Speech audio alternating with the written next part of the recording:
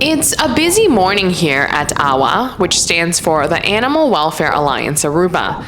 AWA was established during COVID when a few animal foundations decided to join forces to try and alleviate the overpopulation of animals on the island.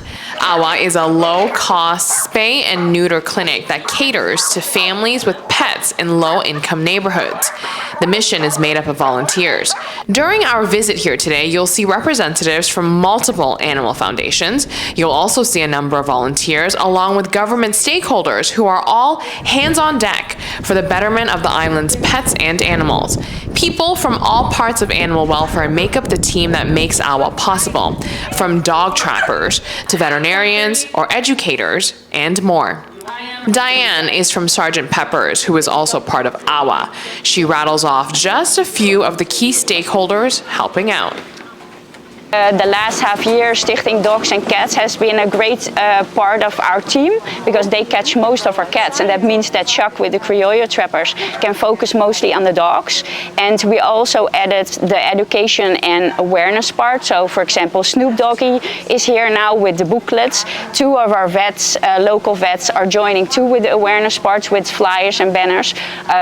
Xavier University, the veterinary school, has also joined. So the last week there we had a lot of the vet students helping out here too, medical and veterinary students. So yeah, I think every week we're growing. And you know, I think it's good that more foundations on the island see the importance now of what we've been doing, and they're coming up with ideas too to make a bigger impact, and I think that's great. It truly takes a village to tackle the animal situation on the island. More importantly, there seems to be increased involvement from many members of the local community who want to roll up their sleeves to help. We work together fluently because we all do our part and we all have our things that we're good at. And for me, what is very important to see that there's more interest now within Aruba. So there's more interest from the government. We have a few other small foundations, like for example, Snoop Doggy, who focus on the education part. We are joining in now, for example, presentations at school. You know, we do a combination of AWA, Sergeant Pepper, and the booklet for the kids. So I think that for me, that it even gives like a little, like a positive like vibe that we're growing. And I think the more people see it, the more people see what would be the end goal. The Minister of Nature, Ursula Adens, recently visited AWA to help promote the message of spaying and neutering.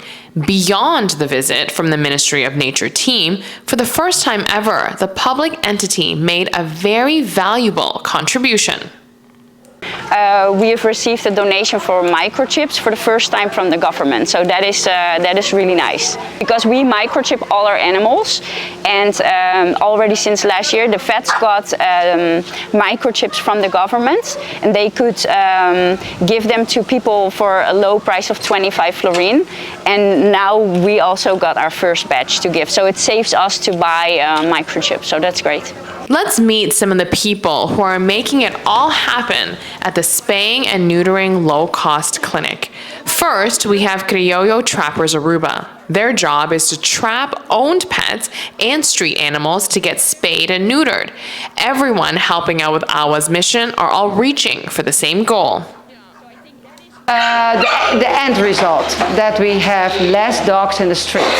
That's my only motivation, is to get the numbers down so we have less, that we have more happy dogs and less of those very sad dogs nobody loves, nobody misses, they have no name, there's nothing. They come and they go and there's nothing. And that is what we want. We want to avoid the babies to have, that they have to suffer as their parents did, and by not being born. Jacqueline put it very simply. All these foundations working with each other need each other in order to complete the mission. I love to work together. None of us can do it alone, but we don't want to be, I don't want to do their job, and they don't want to do my job, but we like to work together. Next up, we have Snoop Doggy, who focuses on educating children about our animals. Tell me why it's important to start the education young when it comes to animals. Well, I think the people of my age are not going to change their behavior, so we have to start somewhere. And I think the youth is the future. And yeah, that's why we start with telling the children how to take care of their pets. What kind of things are in the booklet? Well, it starts with the adoption part. So the family adopt a dog. Then they bring the mom to the vet to get her spayed at least. They build him a home. Snoop Doggy has a booklet that they give to children. Esther shares a few messages from the book. Run away and get hit by a car. Buy some nice things like a leash and a collar. Make sure he doesn't get any ticks and fleas. The core message that Snoop Doggy has for children is that pets are family. Celebrate Christmas with him, but make sure that there are dog cookies underneath. Natalie Ventura is from Centro Control de Cacho. The government is also actively involved with this meaningful initiative.